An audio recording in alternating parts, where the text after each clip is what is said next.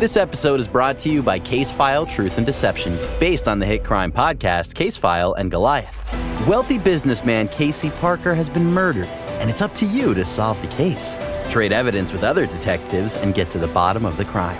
Who's on your side? Who can't be trusted? Will you be the first to crack the case? Find out in Case File Truth and Deception game. Available online and in stores at Amazon and Walmart. When Shopify says you can sell anywhere, oh, they mean it. Woo, hold up. Just got a new sale. Whoa, Shopify doesn't mind if you're at sea level or on top of the world. Whether you're selling carabiners or crop tops, start selling with Shopify today and join the platform simplifying commerce for millions of businesses worldwide. This is Possibility, powered by Shopify. Sign up for a free trial at shopify.com/offer22. Shopify.com/offer22.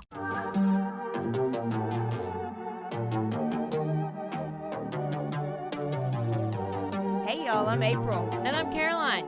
And this is your Bloody Happy Hour. Caroline, are you ready for this? This is your newest guilty pleasure. It's the bloodiest part of your week. Did we say something about it also being happy hour? Show did. Because we about to be sipping on some murder. Bloody Happy Hour. Hey y'all, we are here. Part 2, baby. Part 2 of Ariel freaking Castro. Caroline, do you remember any of the story? Yes, because you made me close the computer. And really I had to listen attention. to the whole thing. And I didn't cheat. You told me not to go listen and read. I only did up to the part that we got to. Oh, I don't But believe I you. promise, I have no idea. Do I need a Bible? Maybe. Promise on the Bible. Oh, I would. Yeah, Okay. I'll promise on the testacuzzi. Testacuzzi. Promise on the testacuzzi. On the testacuzzi. Okay, so I actually read another book or listened to another book in between, but On all the it same did, guy?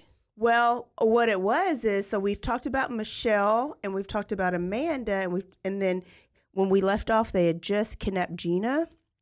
He had just kidnapped Gina.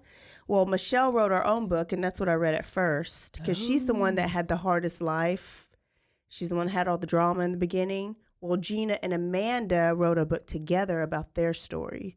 But, I mean, it really didn't change much. It's just like it was good hearing, because I really think it was their voices. Whoever did the voices on the Audible, they nailed them. Like, it was just really good. So if y'all just they want do to... different voices? Yeah, on this one, they had a voice for Amanda, a voice for Gina, and the voice for the male, like, investigator that was, like, doing the other. It was really good. Do you get, like, one book, or how does that Audible work?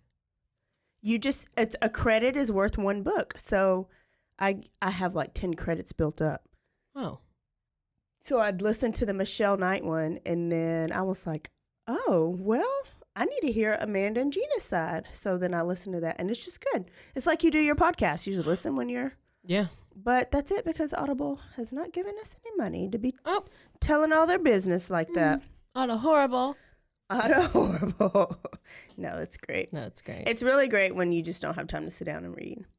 Okay, so we left off at Gina DeJesus, and she was just got kidnapped. So I'll just kind of recap. She was the 14-year-old one. Mm-hmm. Okay, she was actually walking home from school with Ariel's daughter, Arlene, and they split ways, and Ariel just happens to come up. What about Emily?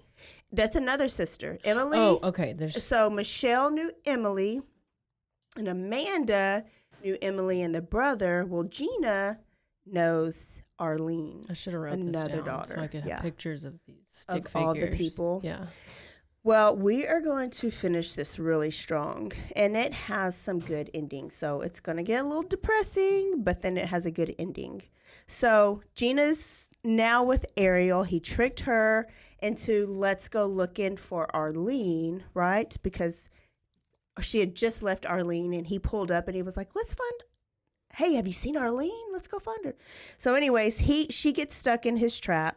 What's crazy is that when he got her, he kept her secluded. So she had no idea anybody was in the house yet. So she didn't know Michelle was over there. She didn't know Amanda was over there. And then he didn't even rape her for like a month. He just tied her up like in the basement like he did the other ones. He didn't beat. He was ugly to her. And he starved her and like, stuff like that. He just wanted to have control over another person. Well, he didn't know until after he got her that he is friends with Gina's dad. They played in the band together. They went to high school together. He was stalking another girl and accidentally got Gina. Oh. Yeah. The wrong one that he had his eye on? Yes. He was going for another girl, but it looked like Gina, and Gina was there. He thought it was the other girl. He was stalking and got Gina. Oh, no. Well. So because Gina's mom is like with it and was expecting her, she reported her missing like quick, like within a couple hours. And now, and then she was extra worried because I don't know if I said before, but Gina has special needs. Like she has an intellectual disability. So she was basically like a 9-year-old, even though she's 14. So she was a little bit behind. Yeah. And so you could probably see why she was probably a good target. Yeah. Even though he didn't even mean to get her. So police were searching immediately. They had hound dogs. They had made flyers because they had just gone through this with Amanda Berry. And in the beginning, they didn't want to take the Amanda Berry one seriously. They thought maybe she ran away. And remember, this is kind of like the slum part of Cleveland. So they tend to like shun a lot of crimes, like just brush them under the rug. Oh, it's a bad part of town. They probably ran away. They're probably on drugs when really they're missing. So now Amanda Berry's missing and Gina's missing. So the FBI comes in, and so they have some help. Wow. Nobody is even missing Michelle yet at all. Wow. So Michelle's there. They're watching the news, and it's only about Gina and Amanda. So after about a month, Ariel brought Gina up into a room where he finally decides to rape her. He rapes her every way you can rape her. And then when he's done, he gets up and says, "Oh, it's time to celebrate. You lost your virginity." Oh, my God. And he told her, "You will never forget me now. You never forget your first." Oh, no. He poured some wine and made her drink it. She still don't like the taste of wine. I don't blame her. So she's there. She don't know everybody else is there yet. In the meantime, Amanda Berry's parents and Gina DeJesus's parents, they're like all over the news. They're looking for their daughter. They're not giving up. And Ariel has brought them a TV and makes them watch when their parents are on the news. Oh my gosh. Just to torture them. Mess with their mind. And so the parents, like you can see how stressed they are. They're not eating, they're not sleeping, and they're very active in the search. Ariel, because he knows the family, actually participated in the search for Gina DeJesus. He went to the family's house and said, "I want to help," and he helped. Oh my God. Yes. I mean, it's pretty ridiculous. So let's just talk about like how many times that the girls probably could have been saved. People in Ariel's life just ignored the obvious. Ariel had a girlfriend named Lillian that would come to the house often, but Lillian wasn't allowed to go upstairs. That's weird. I mean, that's weird. I mean, how can you not go upstairs to your boyfriend's house? She wasn't allowed to go past the kitchen. So it was like kitchen, living room, access only. So if they had sex, it would be on the couch. She later reports saying, "I remember hearing TVs upstairs." And when I asked him about it, he just gave some like random excuse, but she believed it. So it's like, listen, Lillian, how like desperate or stupid are you? I wonder if she changed her name. She probably did. It's probably not even Lillian. But she didn't live there. She just would come and... She would come and she would... But she wasn't allowed to go in certain rooms. She wasn't allowed to go to certain rooms. Okay, she never asked strange. why. Like, it's sketchy. Like, if I've got a new boyfriend, like, maybe not the first time, but I'm going to need to see the whole house. Yeah. That's a normal thing. Yeah. So Lillian, probably could have been a little bit more nosy. So in 2004, police come to Ariel Castro's house for a child abduction endangerment charge. So it's like, oh yeah, great. How did they find out? They're about to arrest him, right? No. Remember, did I tell you he's an elementary school bus driver? Bus driver, yeah. Yeah. So one day, usually he drives in the morning, picks up like 60 kids, drops them off at some elementary schools. Well, he took a midday shift, and this day he was picking up 2 kids with ADHD, and they went to like some special ADHD kid program. I don't know. Well, one of them he dropped off, and the other one he kept on the bus. And then he just drove around with this kid on the bus. It was a little boy, and took his fat ass to Wendy's. I'm surprised he didn't go to McDonald's. That's all he eats is McDonald's.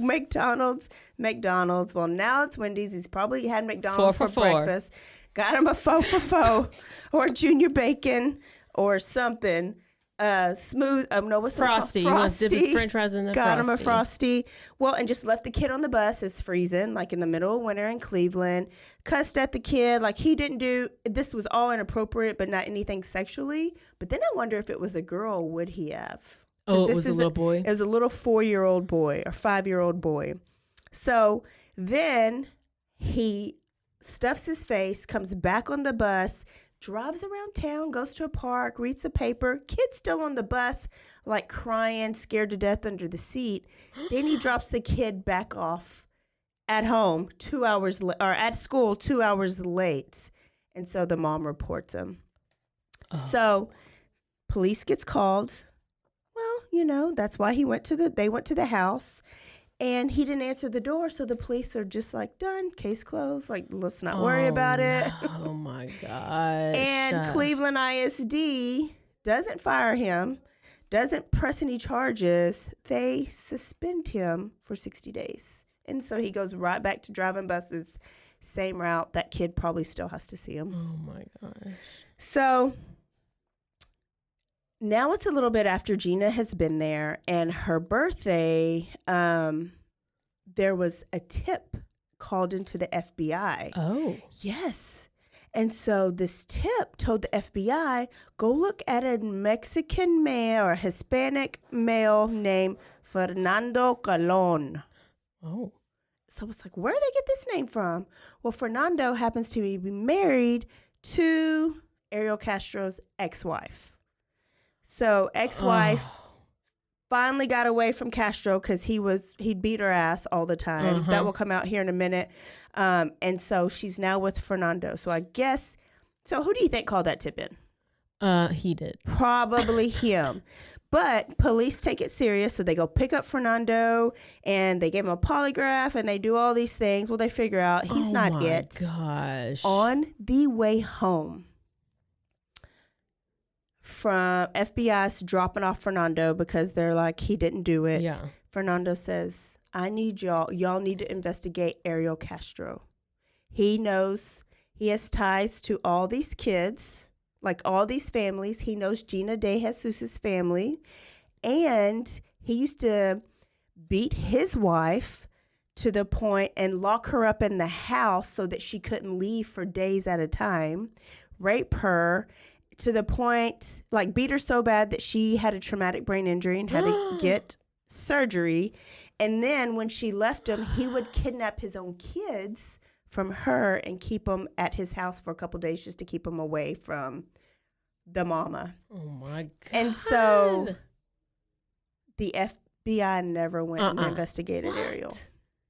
They denied that conversation ever happened. So it's really like their word against his. But what does he got to lose? What? Yeah. What's the harm in it?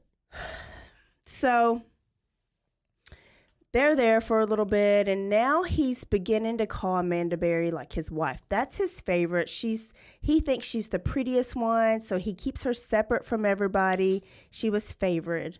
And so Amanda's also the one that kept the most detailed journals. So every once in a while, he would buy them like these notebooks because remember, he'd throw money after he raped them. So they would give him like a couple dollars. Can you buy some paper, please? They wanted something.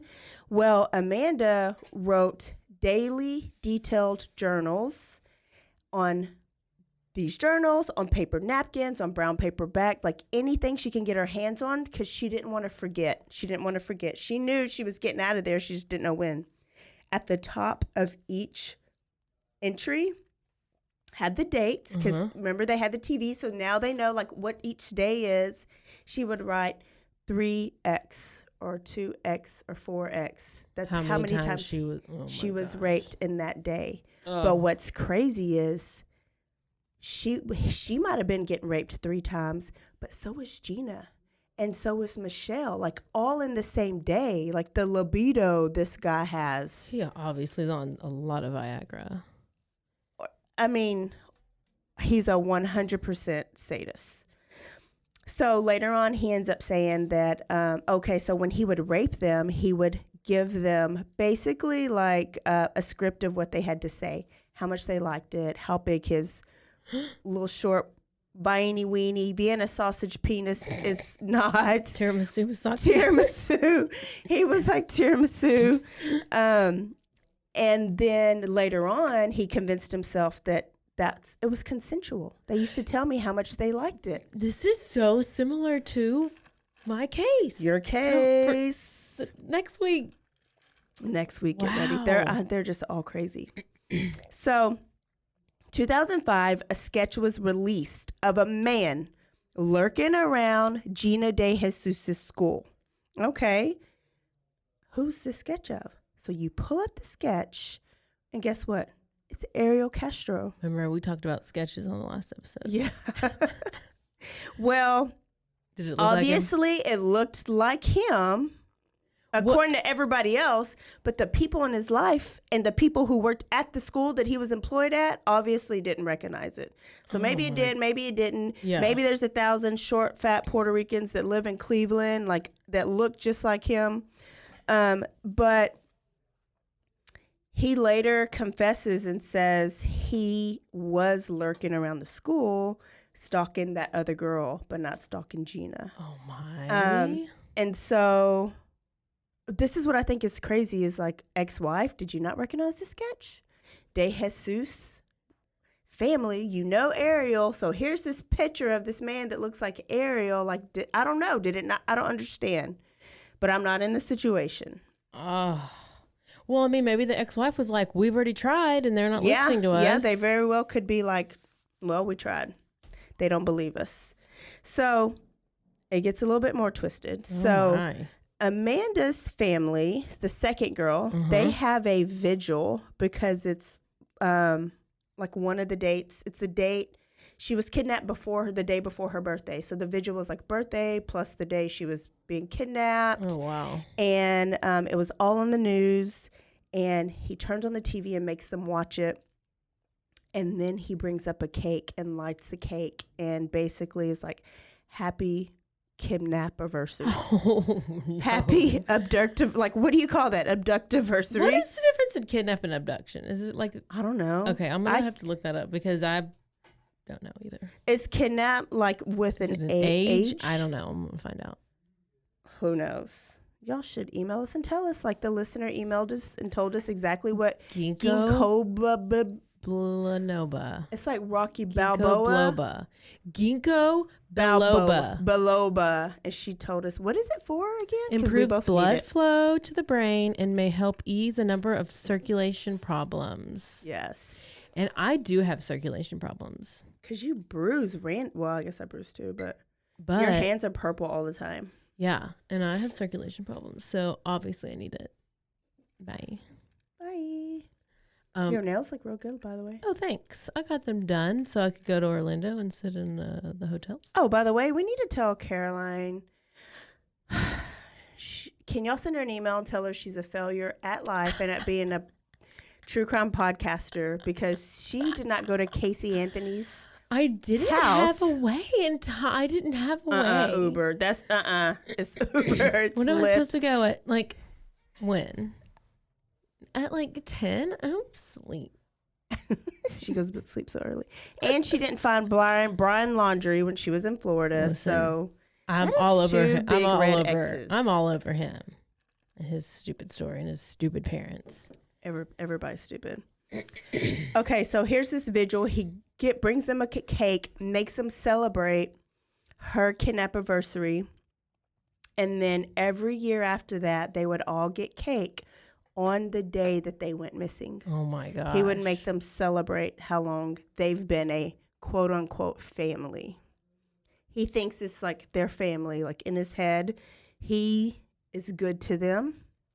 So now it's 2006. Okay, so Amanda watched the news vigilantly.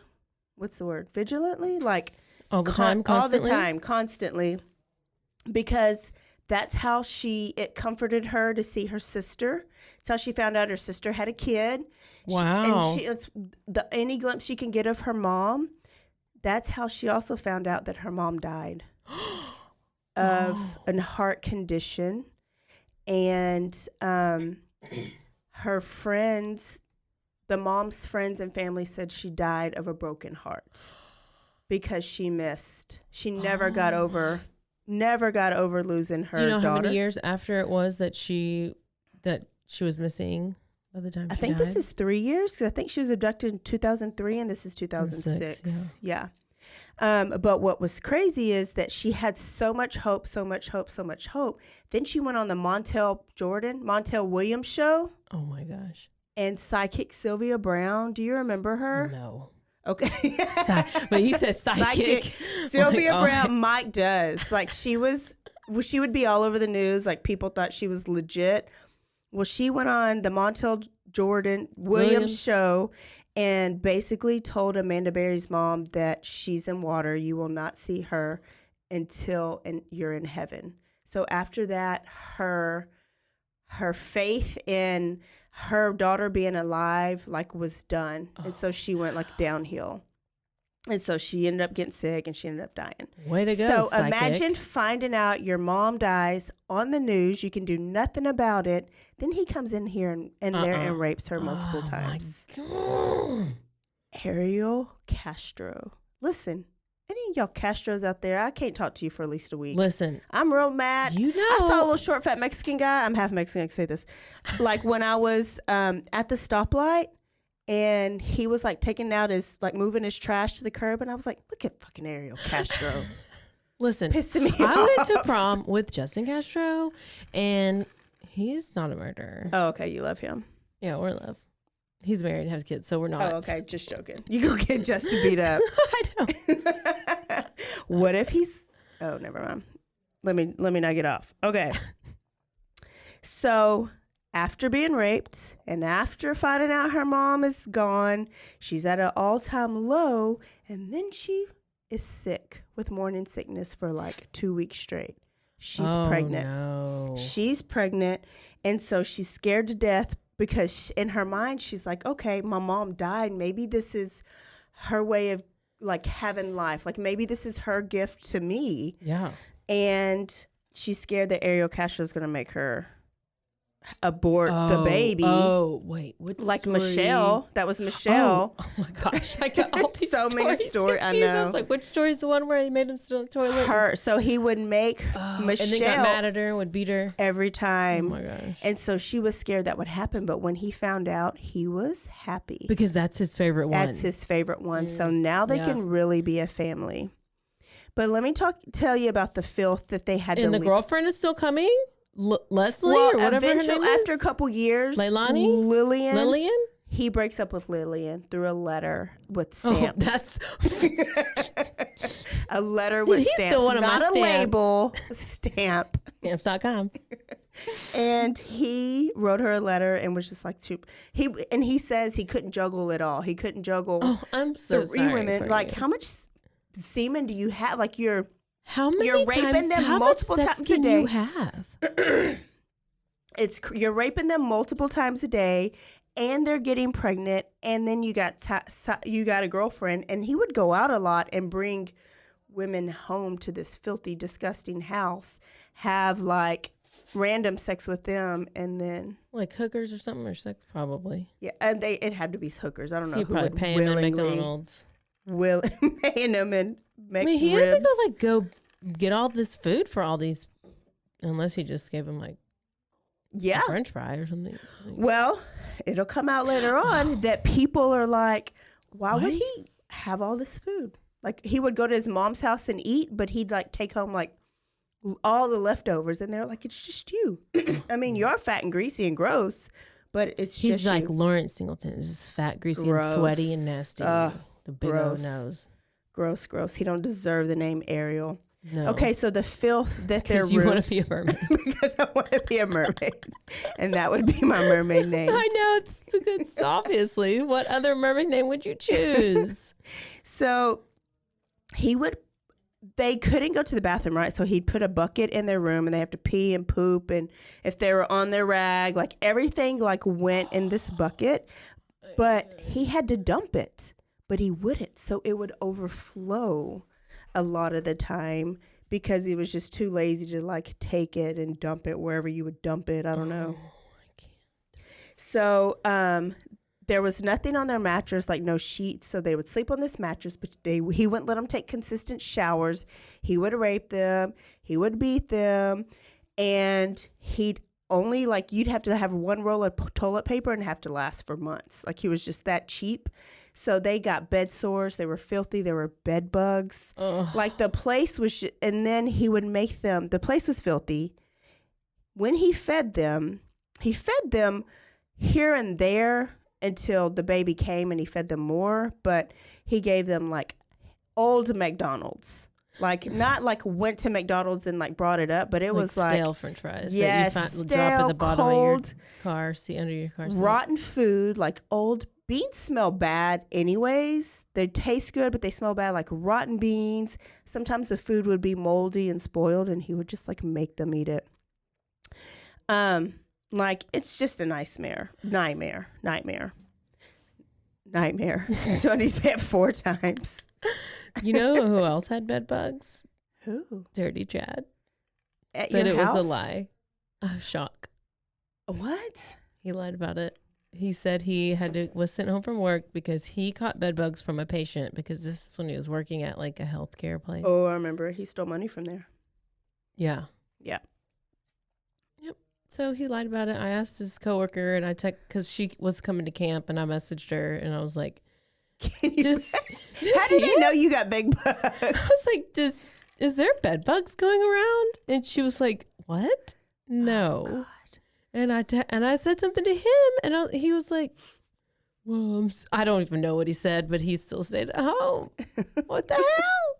And he really just probably got fired for stealing that money. Yeah, I think that was before. He just didn't want to go to work that day, so I made up the story about he couldn't go to the office because they're cleaning the office for bed bugs or some shit like that. I don't know. Just say I don't feel like going to work. That's such an easier, you would think, such an easier I would think thing to do.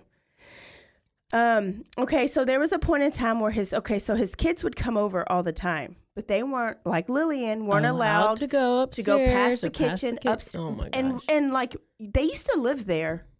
And then on the outside of the house, it was boarded up on the top floor. So I have to wrap my mind about how sketchy this is. Go to Ariel's house. Even the band members couldn't go past the kitchen. Upstairs was boarded up. You didn't even wonder, how do you not think this is sketchy? I have 2 neighbors right now in my little neighborhood that if a kid goes missing, it's them. I watch, I literally have 2.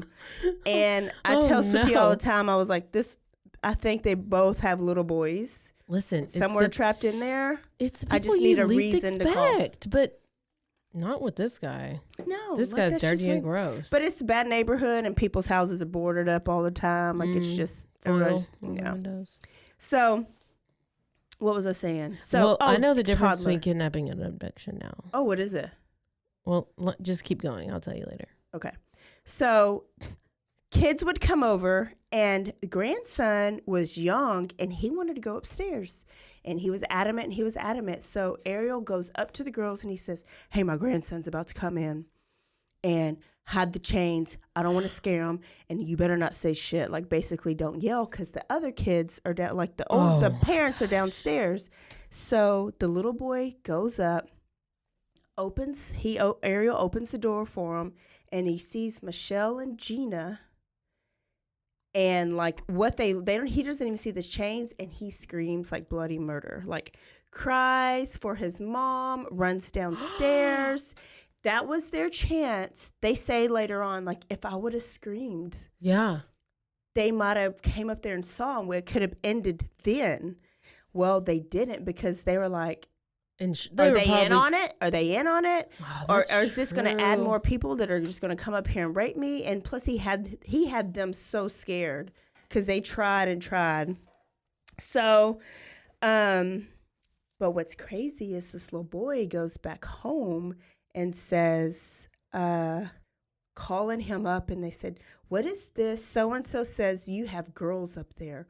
What are they talking about? I'm coming over. I demand to see the room. So they call him and warn him. So guess what he does? Hides him. Hides them down in the basement, Oh my ties them to a pole, chains them, takes their mattress down there, and then they come and he cleans up the room a little bit, comes and checks the room, and they're like, oh, okay. But what's in the basement? And he goes, oh, you can't go down there because it's messy. I haven't cleaned it since y'all left. I'm just embarrassed. Oh, yeah, right. And so they're like, okay, but we're going to come back next week because we want to see that basement.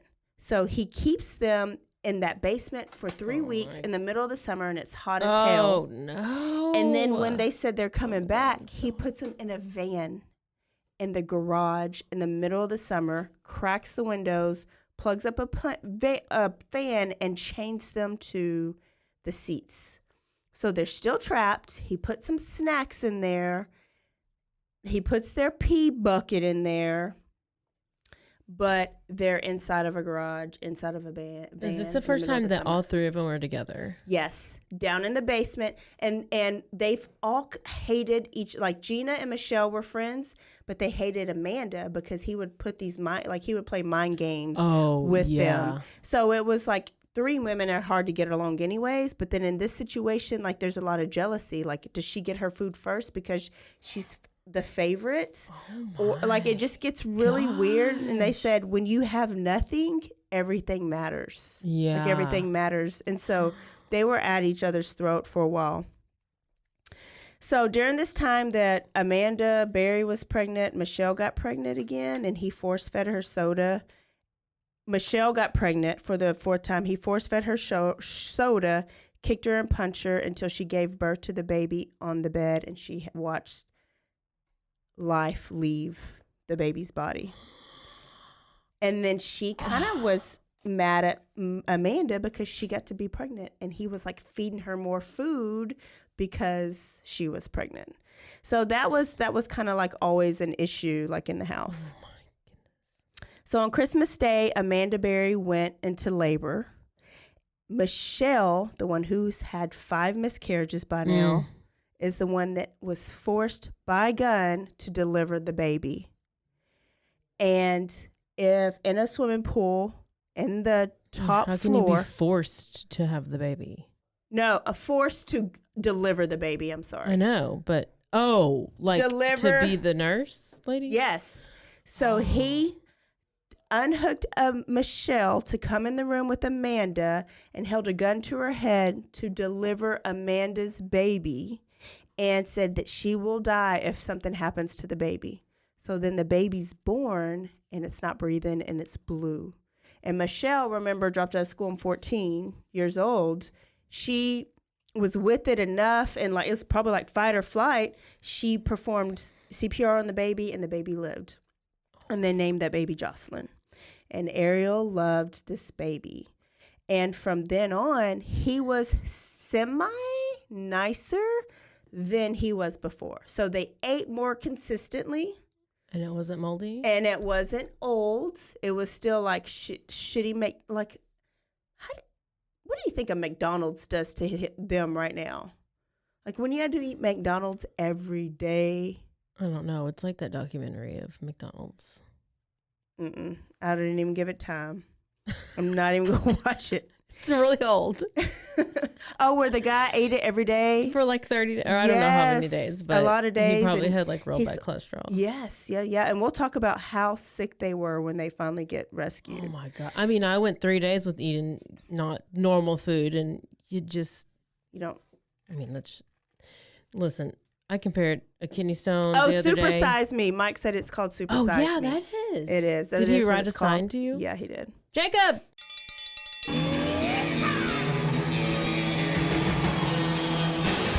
Hi, I'm Hank. You might remember me from a show called King of the Hill. Check out a King of the Hill rewatch podcast. These boys ain't rap, but they are funny. Find the podcast anywhere you get your podcasts or at roguemedianetwork.com. I tell you what.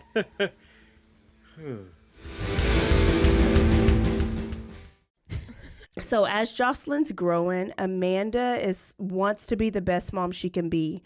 So she begs for these things, and she sets up a little classroom in Jocelyn in their bedroom, and she has real class for Jocelyn as best as she can every day. He takes the chains off of them because Jocelyn's like, why does mommy have a bracelet on? Or why does Gina have a bracelet on, and why does Michelle have a bracelet on? Because kids are smart. She's a toddler, right? And they start talking. How does does he take her to doctor's appointments and stuff? I mean, no doctor's appointment. He does take her into public, and he introduces her as his girlfriend's daughter. Lord. So he takes her to parks. He takes her all these places. So when they get older, Jocelyn's speaking, and he's saying Amanda, and he's saying Gina. So now they have to have fake names. He's smart. He's smart. He says, from now on, she's not allowed to call you Amanda or Gina. So it was like Chelsea and something else, because he didn't want Jocelyn to go in public and say Amanda and Gina, and somebody like us would be like, what? Yeah. Call the po-po ho.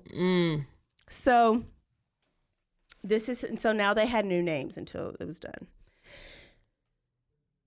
Here's where in 2010 they could have got saved. Oh my gosh. Do you see how the years are going by? 2003, it's 2010 now. A neighbor heard banging coming from Ariel's home. They say that they saw a woman in the window. Oh. And that they were like, wait a minute, nobody lives there. So they called the cops. I love nosy people. Gosh, how many times the cops have to come over there and not do anything? They don't even got to put it in their GPS. They just know where this house is now. Well, the cops show up. They knock on the door, and they knock on the door. Well, Ariel doesn't answer. They're gone, and they never come back. My God. Another neighbor, because as punishment, he would put them in the basement. And when he would go to work, they would scream sometimes. And a neighbor heard them screaming and called the police. And the cops came again. Nobody answered. So they leave with no follow-up. So now you've been there for child abduction charges because of the bus situation. Now they saw a random woman in the window, and then now they heard screams coming out of the basement. So nothing. They don't talk about it. Oh, I went there. It's different police officer. Or like, what the hell? Yep. Oh my gosh. The last one was behind Ariel's house, there was like a pasture, and there was like a retirement home. So there was these old people outside, and they could see a little bit into the backyard, and they say they saw a naked woman with a leash and a chain being beat in the backyard. Well, that sounds unbelievable. Descriptive. I know, but I can see how it sounds unbelievable too. Well, yeah. Well, guess what? Police fail. Did they fire all Cleveland police at this think time? They should have. I can't. But, and then I think my husband has a schizophrenic aunt, and she calls the sheriff all the time for random things. So-and-so stole my figure ring off the shelf. I just saw a tiger on the well outside because there is a well out there where they live. Like all these so police are probably like, oh, it's crazy so-and-so again. Don't worry about it. It's that neighborhood. It's the same house over and over. It's the same house. You would think. Can you not come twice? I mean, unless how many times do they get called at the same house over and over at other houses? I don't know. No, I ain't excusing the shit. Yeah, that's... Okay, so after Gina finally, she's been the strong one this whole time. She falls in She never got pregnant? She never got pregnant. I don't know that she has kids now. So she never got pregnant. She's the only one that didn't get pregnant. And she falls into this deep depression where she starts to cut herself. And she's kind of been the stronger one. Amanda would always be the depressed one. Michelle was the one that got beat the most and got treated the worst. Gina kind of knew how to like work them a little bit. And she was the slower one. Well, she was like started cutting herself with these little plastic knives that would come in the bag, like when he would bring food. So she was self-mutilating and she was falling deep fast. May 6th, 2013, this is the day. Jocelyn comes up the stairs to Amanda's room and says, Daddy left and I want to play.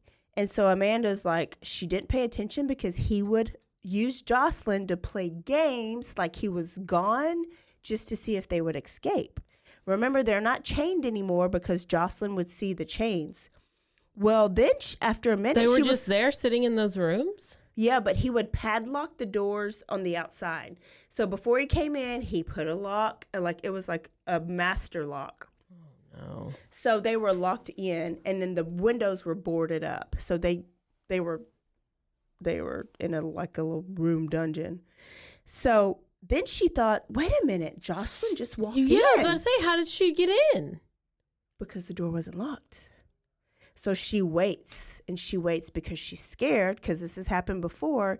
And she goes, no, Daddy's down there. Go get him. Tell him to come here. Go find Daddy. So Jocelyn goes down. She comes back. She says, he's gone. He left in the blue car. So she tiptoes down.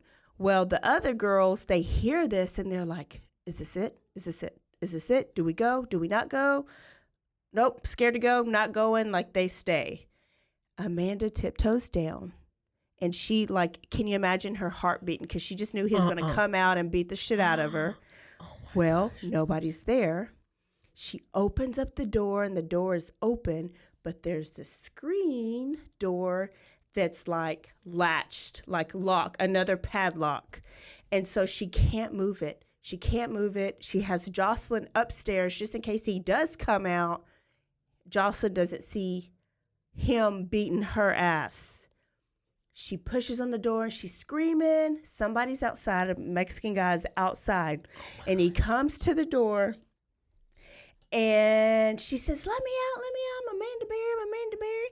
And he said, and then another lady's coming, and Charles Ramsey, this black guy's coming, and the Mexican guy says, no. And they leave. What? No. Yes, like basically this ain't my business.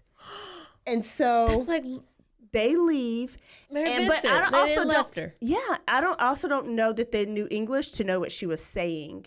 So they're just like, oh, maybe they're having a fight. It ain't our business. Well, Charles Ramsey's like, what's wrong? And she says, let me out. I've been kidnapped. He's had me in here. Let me out. So he says, kick in the door at the bottom. You kick it, Charles. But he's thinking, I'm a black man. If somebody pulls up and I'm kicking down this door, I'm going to get shot. So she kicks it. He helps her like pull the door open. She runs into his arms. Jocelyn runs into the arms, and she says, my name is Amanda Berry. Call 911. I have been missing for 10 years. Oh, 10 years. Let me play this 911 call because Charles Ramsey was an internet sensation for a while.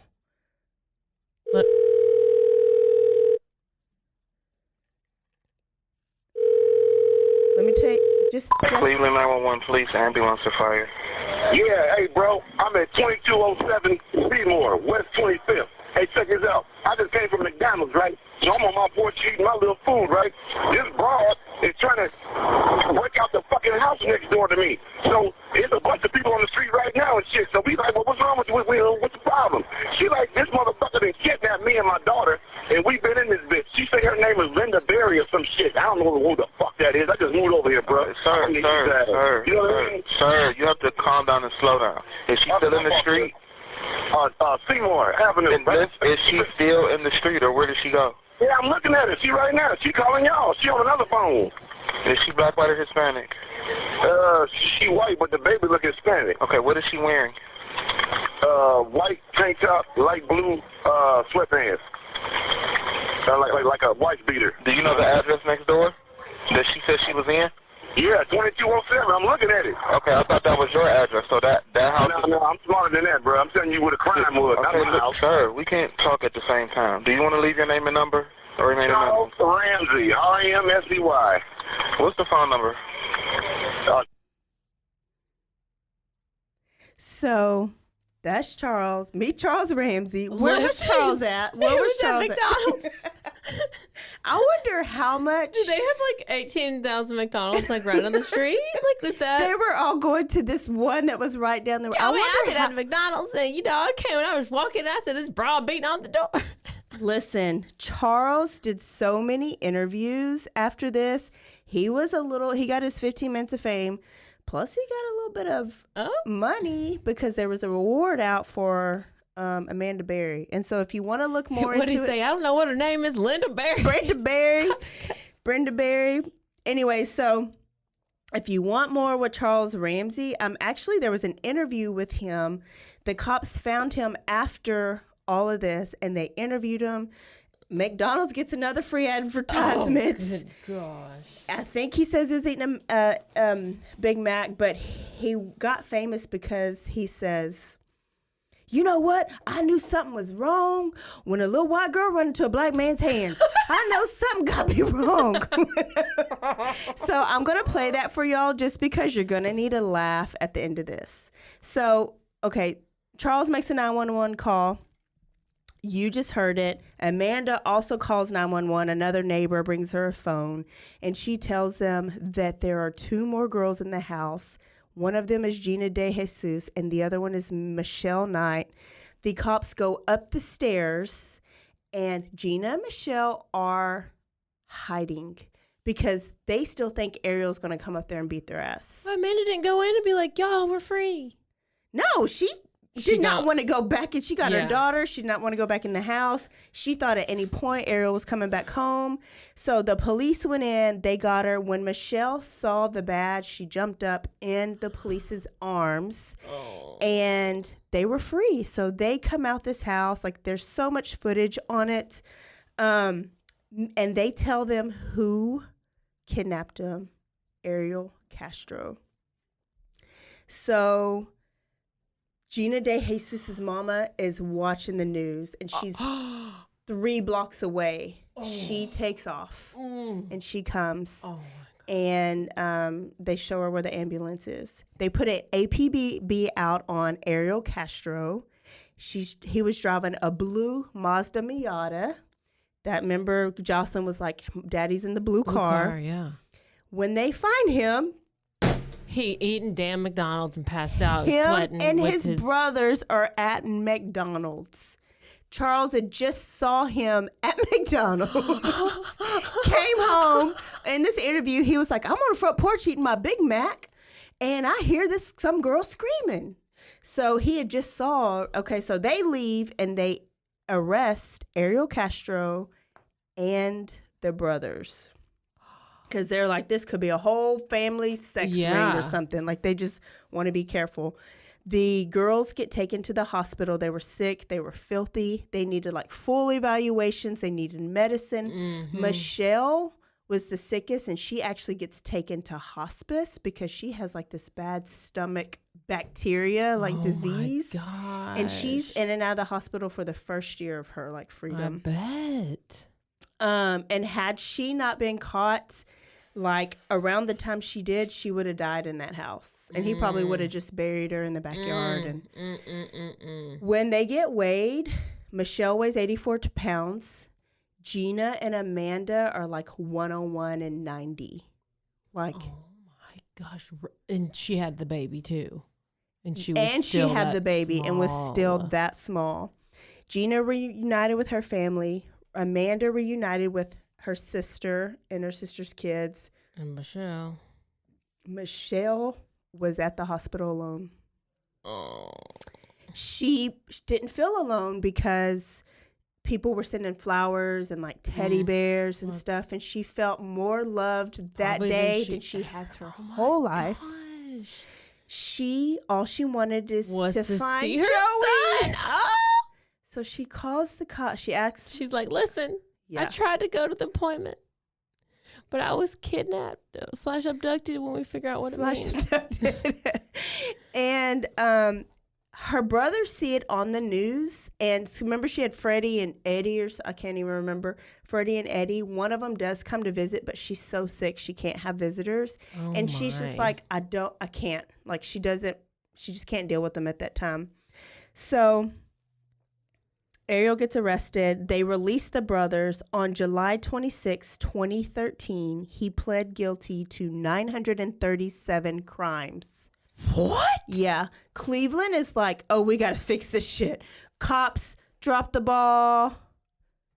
Oh my School district dropped the ball. Like neighbors, community, everybody dropped the ball.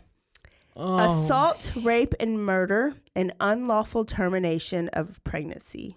Oh, life in prison without possibility of parole, plus go to freaking Alcatraz or some 1,000 plus 1,000 years. I've never even seen anything like that.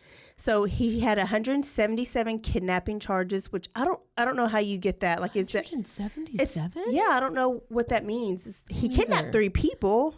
I don't know if that's day. I don't know what that means.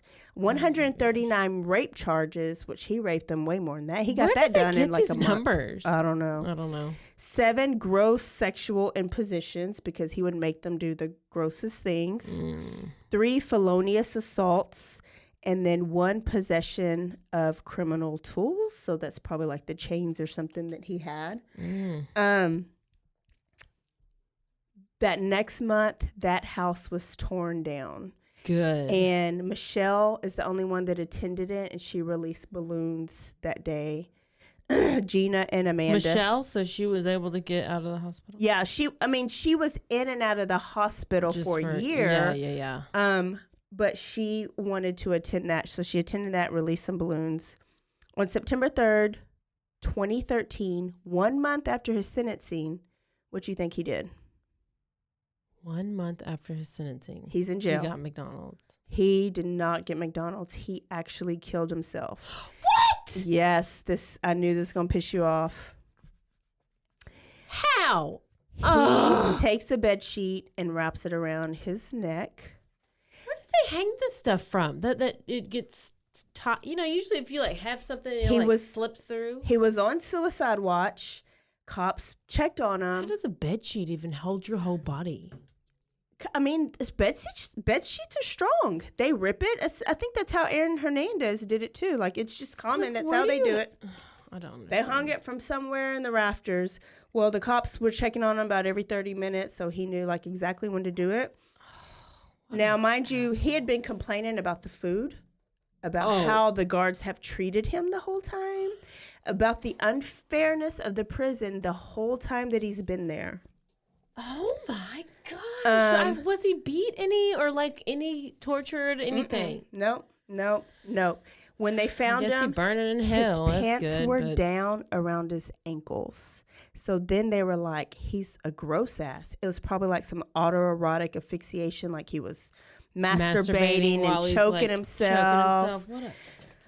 He's disgusting if that was the case, but they don't think it was the case because his pants were too big, his belt was too big, everything was too big. So Michelle, she'd been out for a while. She's been trying to file. Do you just see this disgusted look on my face right now? She looks so disgusted. I think she's going to take a shot.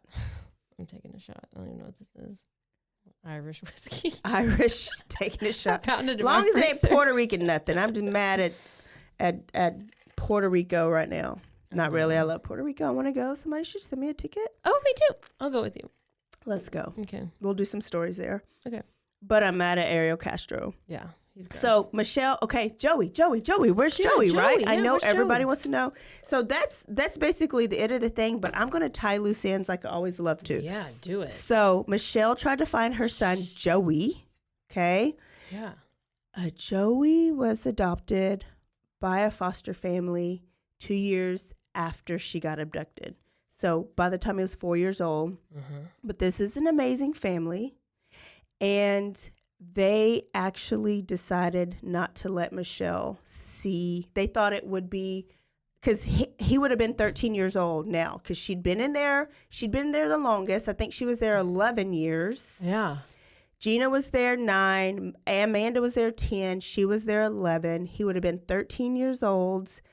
They didn't want it to disrupt his life and the progress that he's made and how good he was doing.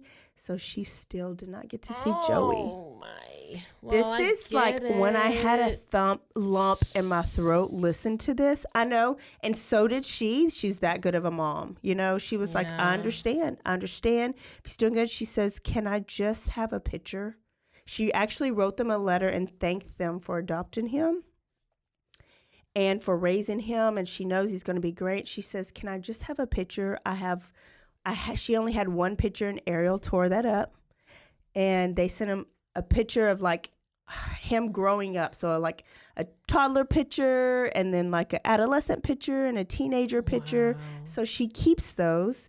She doesn't even know that his name is still Joey. Michelle has written 2 books. One of them I read, and her new name is now Lily Rose Lee.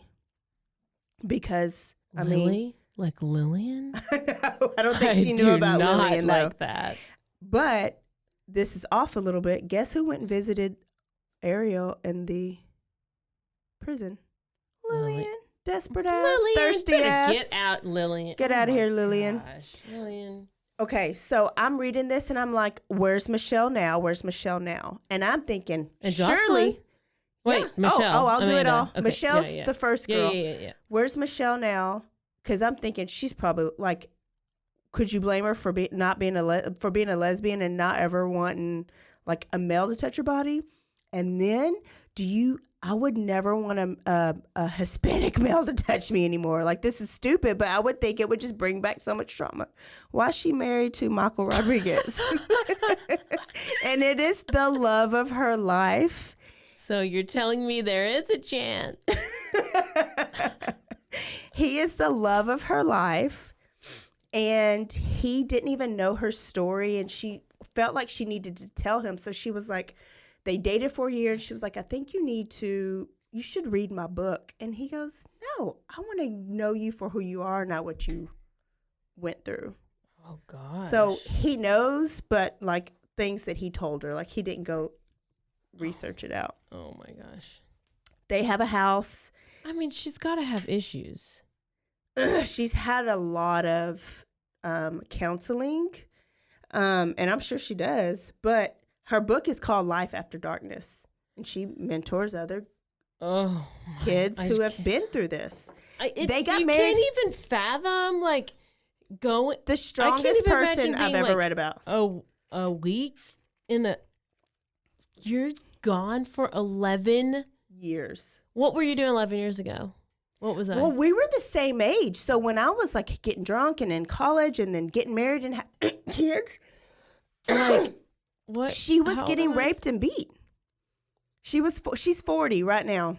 She was born in April of 1981. I was born in April 1981. So she was like getting raped, and I was going to homecoming games. Like, it's just crazy. In high school. And then I was going to college, and she was tied up to a furnace. The motorcycle helmet over her head. Like, it's crazy. So they adopt animals together because she can't have kids. And she still devotes her life to Joey and still hopes that she meets him. And as of 2018 was the last thing I saw of her. She's still not seen Joey. And she has started a foundation called Lily's Ray of Hope. I'm sure she will eventually meet him. I hope. I would think. You know, typically kids want to meet their like biological Yeah. mother or whatever. So Yeah. So Jocelyn, you want to know about Jocelyn? yes, Jocelyn's now 14 years old. She is learning more and more about her dad because they're like famous, at this time. Oh, was that gross shot? And she's learning more and more about her mom's captivity. Oh my gosh. Amanda's very sensitive to her and like her learning these things. There's this company that built them a house or renovated a I don't even know, but it's like 2 houses in one. So like the bottom floor is one whole house. The top floor is another whole house. They renovated it for free so that her sister and her family can live upstairs and Amanda and Jocelyn can live downstairs. It's beautiful. Like she loves her home. She also wrote 2 books. Well, she wrote a book. Her and Gina wrote a book called Memoir, Surviving Cleveland. And they established Cleveland Family Center of Missing Children and Adults. Like Gina founded that. And Ariel freaking Castro, he's still dead, living his best life in hell, probably like getting done in the ass by John Wayne Gacy and Dean Coral. Yes. Like, what kind of team is that? Oh my gosh, that's so Hopefully true. he's getting raped by John Wayne Gacy. And Lawrence Singleton, maybe he's doing too. Let me F you up really quick. Oh, no. Because then I was like, where are his kids? Oh, Emily. Ariel's where the F is Emily? Because I always thought Emily was what about the cousin? Deanna? Oh, she gone. She don't care. Yeah, she's like. Well, Michelle's mom went on the news at one point after this book came out and was like, when Michelle was rescued, she talked about all these great things that Michelle went through in childhood. That was a lie. So she still hasn't talked to her mom or her family. Okay, so Emily. Emily? Are you going to talk about Emily? Okay, I thought Emily was sketchy, right? I was like, so I was like, was she in on it? Where is Emily right now? Why is she in prison for serving? She's serving a 25-year sentence for attempted murder of her baby. She slit the throats of her 11-month-old daughter. What? She did this when the girls were still in captivity, like in 2007. Oh. She was 19 years old at the time.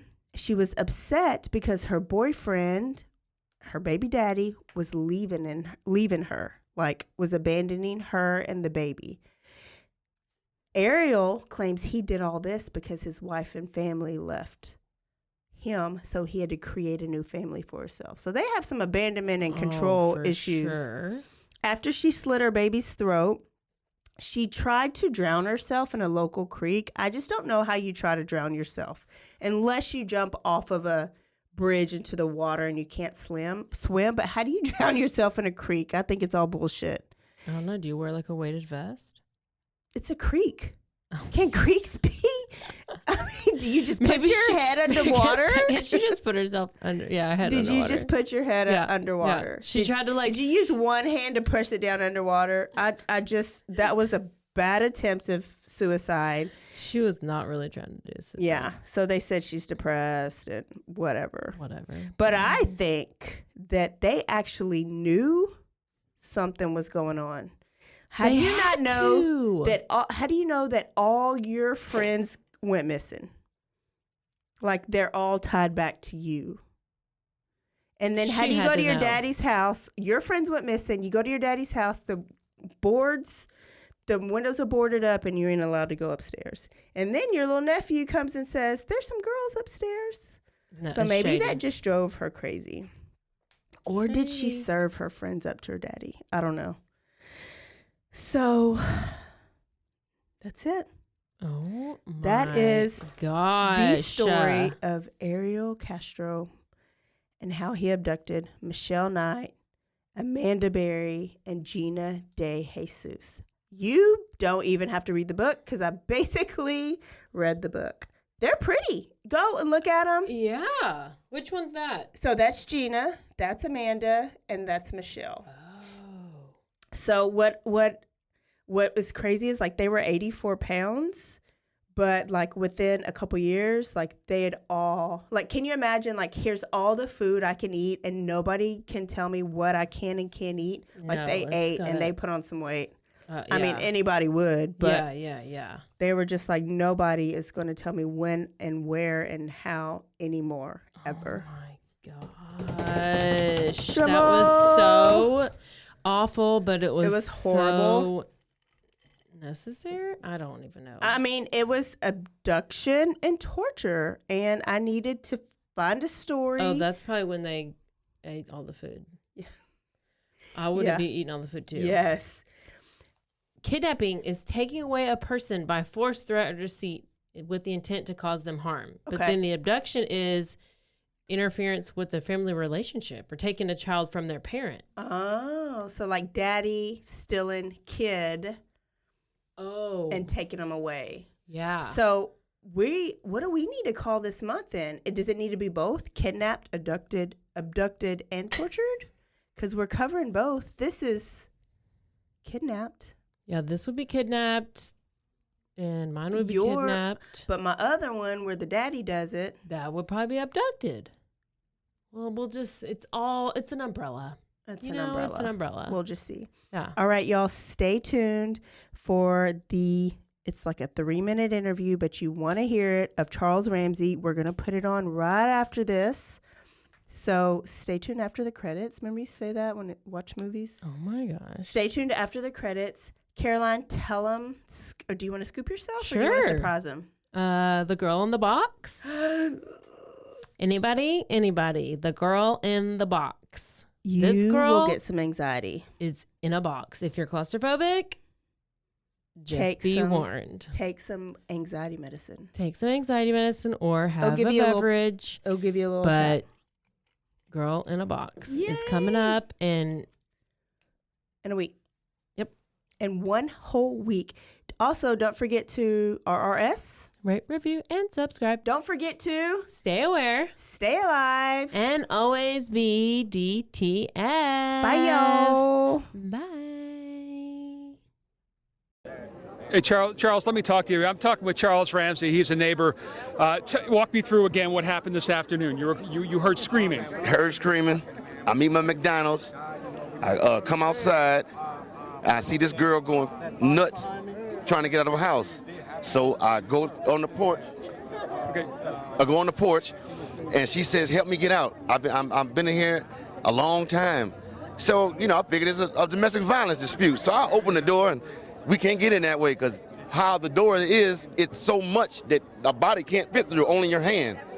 So we kick the bottom, and she comes out with the little girl, and she says, "Call 911." My name was Amanda Berry. Now, did you know who that was when she said that? When she told me, it didn't register until I got the call in 911, and then I'm like, I'm calling the 911 for Amanda Berry. I thought this girl was dead. You know what I mean? And she got on the phone and she said, "Yes, this is me."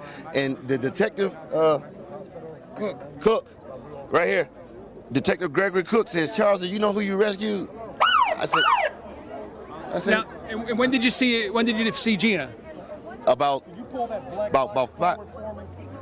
We're good. So about 5 minutes after the police got here, see, the girl Amanda told the police, "I ain't just the only ones. It's some more girls up in that house."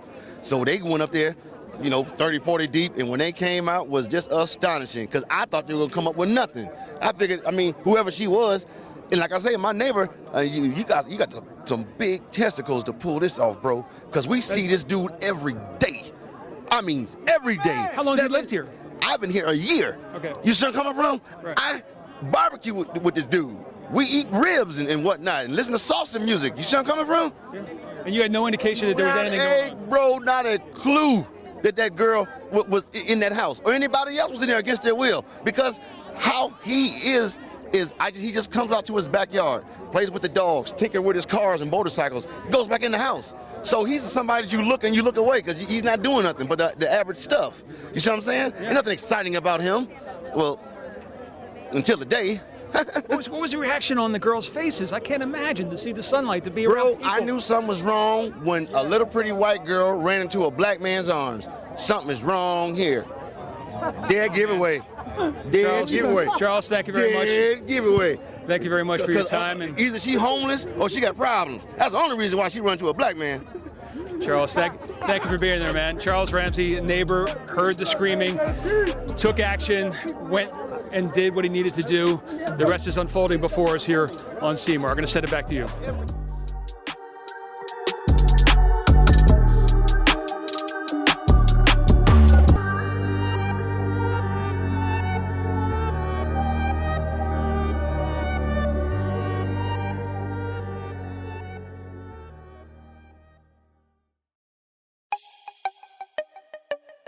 This has been a Rogue Media podcast.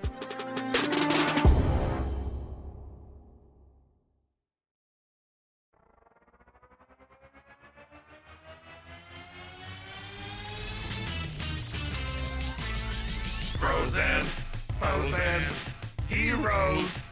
Gonna tell you about pros and heroes. Gonna tell you about. Hey, I'm Zach. And I'm Mike. And we have a fantastic new podcast to tell you about.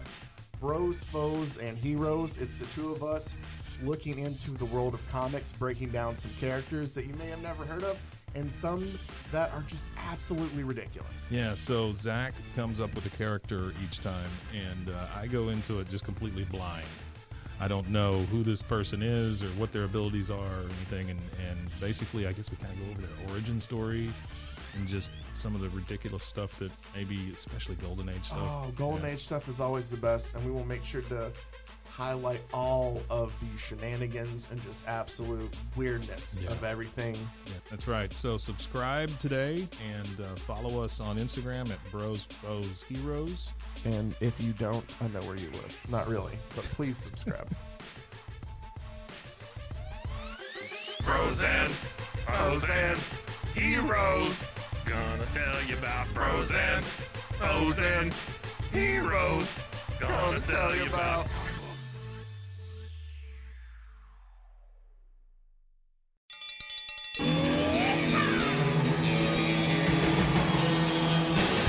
Hi, I'm Hank. You might remember me from a show called King of the Hill. Check out a King of the Hill rewatch podcast. These boys ain't rap, but they are funny. Find the podcast anywhere you get your podcasts or at roguemedianetwork.com. I tell you what.